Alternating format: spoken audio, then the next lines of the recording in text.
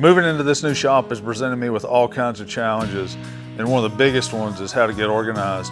That's a great example. Look, I've got all this nice lumber and even more to bring up here, and look at it, it's a mess. And that's not very respectful to that wood. So I've got to come up with some way to store and display that lumber with more reverence. Everybody's got their, this is my lumber storage video. I don't know what I'm going to come up with. It'll probably be a hodgepodge of several of them, but this one's mine. So let's get started. I'll get my track tube set up so I can have a nice work surface for this project. The track tubes will fit in the notch of any standard sawhorse.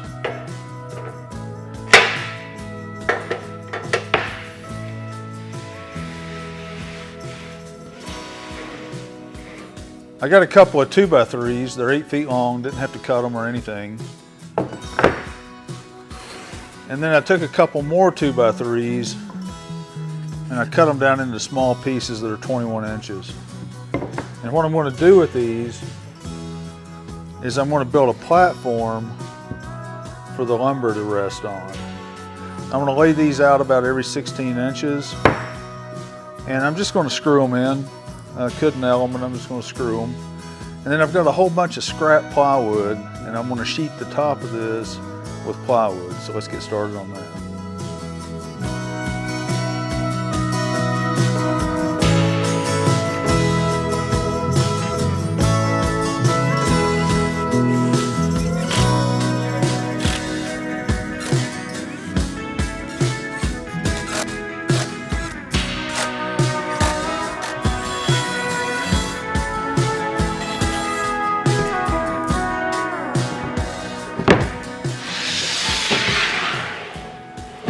Okay, so I'm going to attach the plywood to the platform.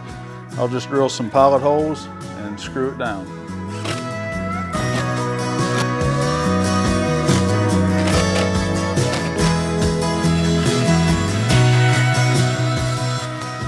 I want to put a cleat on the front and maybe even some dividers.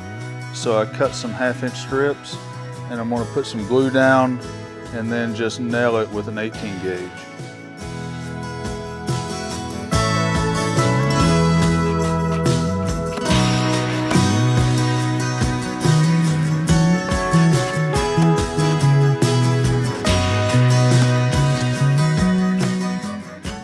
Now that I have the platform built, I want to make, I don't know what you would call it, a ledger board, I guess. And this is going to go on the wall above the platform. And I'm going to use dowels to create dividers for the lumber. And I want these dowels to have a slight angle to it. And the reason for that is if something's pushing against it or pulling against it, it'll have a little more rigidity. I'm going to use a Forstner bit, and I've got a real simple jig set up on the drill press, and I'm going to show you how I'm going to do that. The way this jig works is I have a thin strip of wood right here, and all that does is cleat the material in place. I have another thin strip of wood behind it, and that just raises the material up enough to create an angle to get the taper for the hole, so it looks something like this.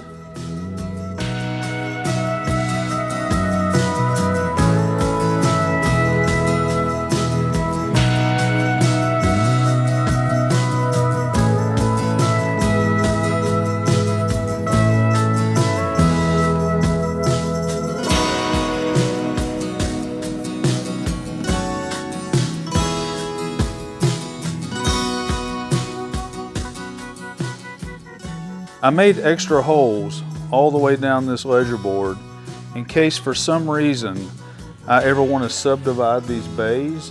All I have to do is stick in another dowel. I cut these dowels to 24 inches and that's the whole width of the platform. That might be a little bit too much. I won't know until I get it up there, so I may have to adjust that a little bit. But I want to have some measure of safety in case the lumber tries to tip or fall over. I have a whole bunch of this chain left over from when I installed the lights, so I'm going to use that.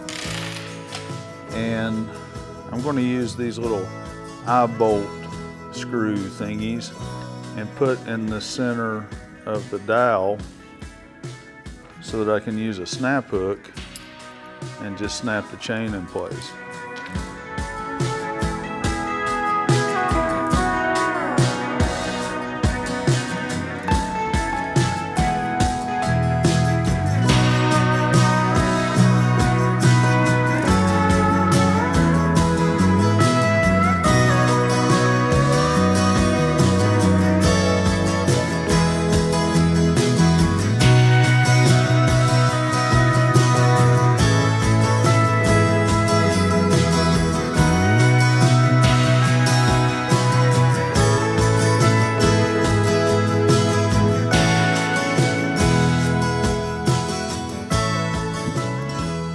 going to have to cut out some of the baseboard here and also shim that up and get it kind of level.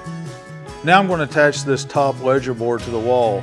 I'm not real sure how high to put it. I'm going to start out at 7 feet off the floor, which is about 81 inches off the platform. That way I can easily reach the safety chain.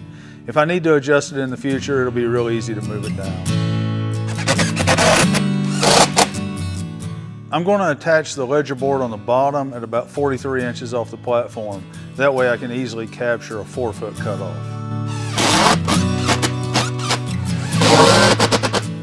I've made up the dividers with these eye bolts, the safety chain, and a snap hook, and all I have to do now is just put them in the ledger board. Now I've cut these things down for the top row to 20 inches and the bottom row at 18 inches, and I think that's going to work pretty good. These things just go in with a pressure fit and they're really tight, but if that starts bugging me over time, I'll just glue them in.